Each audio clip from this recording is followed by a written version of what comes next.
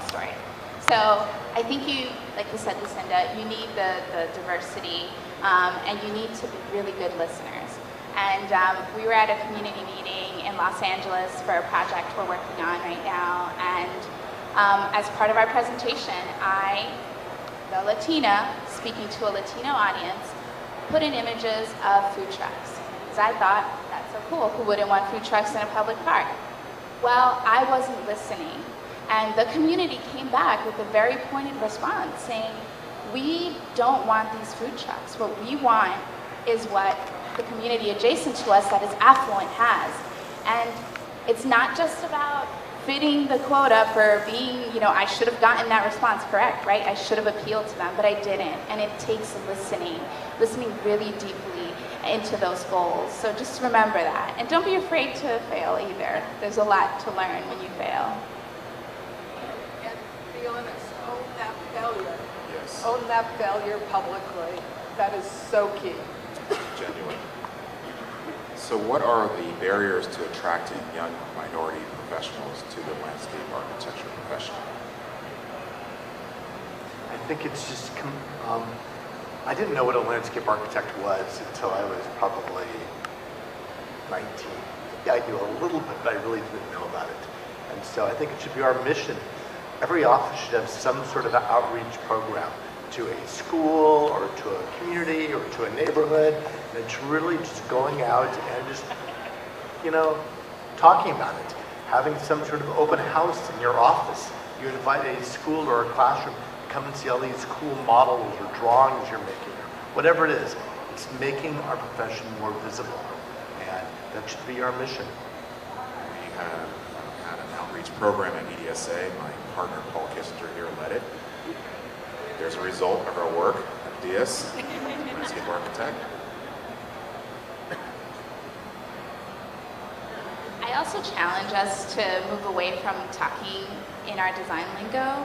Let's get a message about landscape architecture that removes the it's so complex, I don't even know how to explain it to my 9-year-old at home, what landscape architecture is. So I think it's a real challenge, our messaging, and how that message is curated when we're speaking to people who have no idea what this is. So let's move away from that and get it to a simple form that everyone can understand. That's a great point. A lot of other disciplines begin to hire people as interns really early, especially in the 9th and 10th grade, because that sets a pathway to what they want to go, if they want to, it's no magic to it. In the county, we had a shortage of certain skill sets, and we interned aggressively, not only in high school, but when they were in college, because we could say, this is where you're at right now, but let us tell you what that skill set takes you to other employment. And I would think internships, both for the high school age and for college, is an incredible recruiter. Because they don't know the field, then they don't know that they can do the work. And once they go into the field, then they say, hold on a second, I have the skill set for it. I just mean open the door, let them through the door, and give them good projects to work on. It's recruit. If you don't recruit, you'll never change. If you do recruit, you'll be able to attract talent. I don't care whether it's electricians, I don't care whether it's, it's amazing what recruitment does. Interns are phenomenally successful. I'm sorry. No, you did well. My daughter wants to be a landscape architect because you had to bring your daughter to work day. And she designed a park.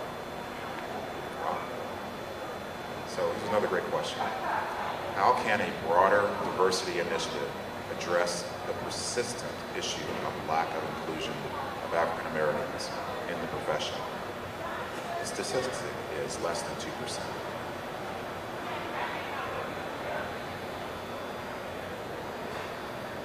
I read a series of essays that completely changed my perspective on when we think about city making, and I recommend all of you to take a look at them. They're the Just City essays published by Next City in collaboration with Tony Griffith. And I think what's important, and one of the essays that resonated the most with me was Darnell Moore's essay on the Just City. And what he did so articulately was put me into the position of the African American man in our city and addressing whiteness, the invisible power of whiteness and the heaviness behind blackness and color. And it is so powerful when you put yourself into that perspective and I can't say I can relate because I can't, but his experiences bring me back to an experience where maybe I felt that way. And that only enriches the way we think about the public spaces we design. So take a look at these essays. Look at all the incredible things that are on social media about this. This isn't on social media because it's, we love Facebook and selfies. It's on there because it's important to us, and we need to address these things that are so relevant in our society. Thank you so much. So later this afternoon, Kobe Boone, who is a professor at North Carolina State University, is going to continue this conversation, specifically on the subject of lack of diversity as it relates to African Americans. Ron, question for you. Can desegregation be integrated into our zoning code and urban development plans? The answer is that it was supposed to have done that already. The civil rights statute the federal government has was changed to do two things. One is to provide opportunity for people to move out of neighborhoods, and the second thing was the restoration of neighborhoods they were in. And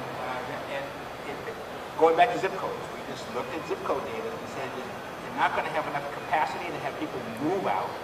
So why don't you make their neighborhoods, rebuild them?